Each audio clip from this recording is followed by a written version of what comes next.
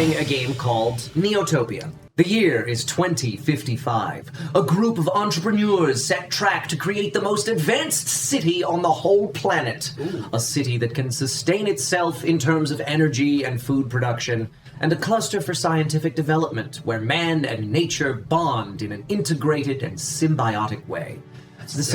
The success of this venture depends on a harmonic relationship between the three regions of the city where nothing and nobody can be left behind.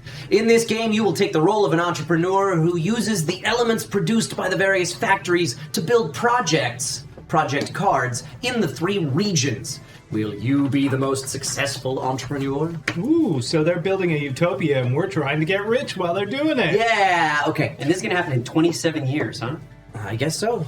There are three regions on the board, and there are three different score tracks, one for each region. That's gonna matter. We'll talk about final scoring after we talk about the shape of the game, but suffice it to say, you want to score as many points as possible, as evenly distributed across all three regions as possible. And you'll see why in a little bit. So, for starters, everybody has 3 project cards in your hand. You can feel free to look at these at any time. Just keep them secret, keep them safe. So, can I look at yours? No. Yeah, show me yours. No. Can I show Dustin mine? You can, but you shouldn't. Okay, well, I'm not gonna. Here's what I got. Yeah, I got these ones. Cool. Nice. Okay. We play taking turns, and on your turn, you get to take 3 actions. There are 2 actions to choose from, so obviously you can take the same action more than once. Those 2 possible actions are, first off, you can add a new project card to your hand. The project cards that are available to you are the 4 that are in what's called the order here, that are on the display, or you can draw one from the deck without getting to see what it is. Mm-hmm. And that's one action, just taking a card. If you take something from the order, you don't replenish it until the end of your turn. So that's one possible action available to you. The second action is you can place elements onto the board. When you place an element, you'll take it from one of these 3 factories. So at the start of the game, there's one of each element at each factory.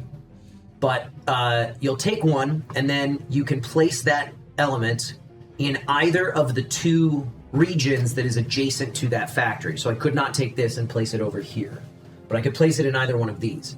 Placement rules: if there's nothing in that region yet, you have to place it in the middle. If there's already something there, whatever you place has to be adjacent to something that has already been placed. If you manage to create a pattern when you place your element that matches one of the cards in your hand in any orientation, so even if it's there, that still matches that pattern, then you get to score points for that project in that region. You'll put that card face up in this pile for that region. There's one for each region. And then you'll score that many points. So you'll score points in that region for that card. Now, you cannot, first off, in order to score points for a project card in your hand, you have to be adding an element that contributes to that pattern. So it can't already be on the board so I can't, at the start of your turn. Add this and be like, I scored this one. Exactly, because whatever you add has to contribute to the card. Also, there's a rule in the rulebook, I think it's called the diverse city requirement. There are multiple copies of these cards in the deck. If you have this exact same card in your hand, you can't fulfill that card in this region until there's something else on top of the stack. Does that make sense? Yeah. And you can form it in any way as it goes, as it branches out? Yeah, as long as you can orient the card in some way that it looks like that. Got it. Cool. So some of these scorecards have a weird score value printed down here.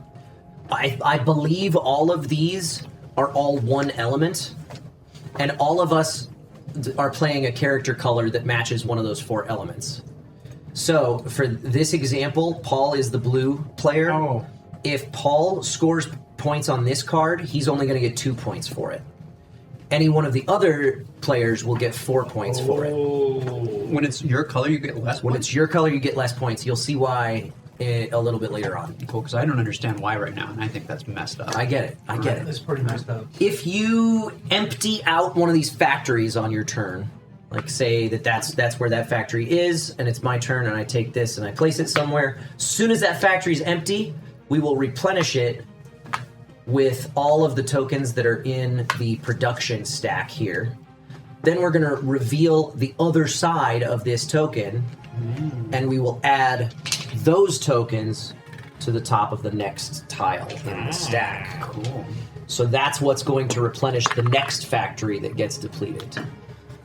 The game will trigger the end game phase once the last one of these tiles is revealed. And at that point, we will finish the current round. So whoever's first player is going to stay first player throughout the whole game. Let's say Paul is first player. If it's my turn when we reveal the last one of these tokens, I'll finish my turn, Eric will take another turn, then we will have one more round before the game ends. For end game scoring, the first thing you're going to do is look for the biggest cluster of your color of elements in each region. So, for example, I mean, obviously there's going to be way more elements on the board than this, but right here, Dustin has a cluster of 2 green elements. He'll add 2 points to his score for this region at the end of the game. And the same goes for all of us. You're going to add a number of points equal to your biggest cluster of your element in We're that putting region. different elements on the board. Yes. We're putting each other's Everybody's going to colors be the entire adding time. various elements to the board. Okay. But you're also simultaneously angling to try and have a big, huge group of your color in each region if you can, because you're going to score extra points for that. After we have all done that, added those point values to each region, then we'll take a look at this little scorecard because it helps. It's a nice visual aid. You'll take a look at whatever your highest scoring region is. You'll score that many points. You'll take a look at your second highest scoring region. You'll score that many points. And then for your lowest scoring region, you will score triple that many points. So if you got 15, 16, and 3, you're going to get 15, 16, and 9 points. That's why you want to try and diversify and score as many points as evenly spread as possible. I completely forgot to talk about bonus tiles. These things that are on the board, there's 2 ways to pick up bonus tiles. One is if you place an element on a space that has a bonus tile, you get to take that token, add it to your supply. You can spend it on your turn as a free action once per turn. So 1 of these tokens per turn. The possible bonus tokens are the government subsidy, which you can spend that token to take 2 project cards, and they can come from either the order or from the deck. This one is automation. That is, you get an extra action on your turn. Oh, also, we all have these cards and tokens here. These exist to help you keep track of how many actions you've taken on your turn. I don't know how much we're really going to use these, but that's not. I like that they have those. It's basically like you move this token to here to say I've taken my first action, I've taken my second action, I've taken my third action. I like that. Cool. So that's what that's for. So you'll get an extra action with automation if you spend one of those tokens on your turn.